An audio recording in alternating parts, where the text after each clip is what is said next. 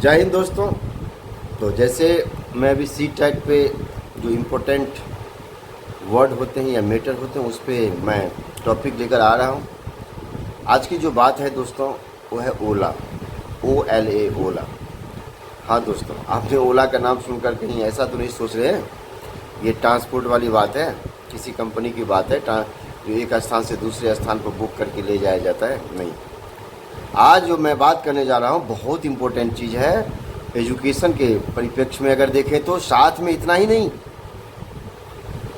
ये दोस्तों हर बार C TET में इसके रिगार्डिंग क्वेश्चन पूछा जा रहा है, पूछता आ रहा है और पूछने की संभावना रहती है। इतना ही नहीं, अगर नहीं भी पूछे तो जितने भी एजुकेशन लाइन में हैं, जितने भी बच्चे हैं, जितने भी टीचर्स हैं, इसको जानना बहुत अनिवार्य है कि ओला क्या है।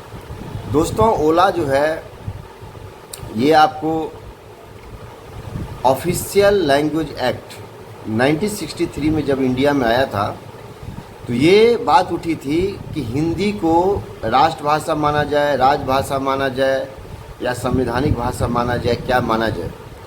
तो दोस्तों 1963 के अंदर हिंदी को ओला के अंतर्गत, अब ओला का फुल फॉर्म समझ गए आपको, ध्यान रखिएगा, ऑफिशियल लैंग्वेज एक्ट 1963, उसमें हिंदी को राजभाषा के रूप में रखा गया है। जब भी क्वेश्चंस में आए तो हिंदी को क्या मानेंगे आप?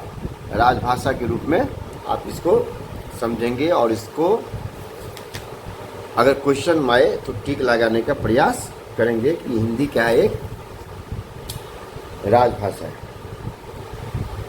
या Hindi is the official language of India. अगर अंग्रेजी में बात करें तो Hindi is the official language of India, और अगर हिंदी में बात करें तो हिंदी इज़ द राजभाषा ऑफ इंडिया, राजभाषा है। ये आपने समझ लिया। दूसरी बात है अंग्रेजी क्या है भाई? तो क्या अंग्रेजी राजभाषा है?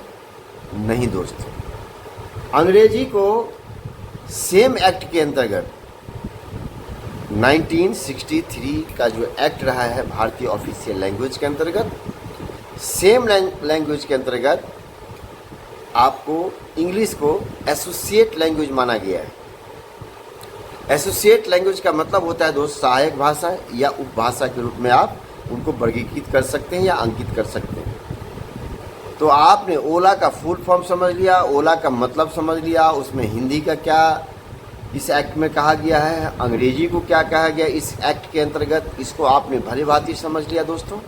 तो मुझे आशा है कि आप ये वीडियो काम आएगी। इसी के साथ जय हिंद, जय भारत।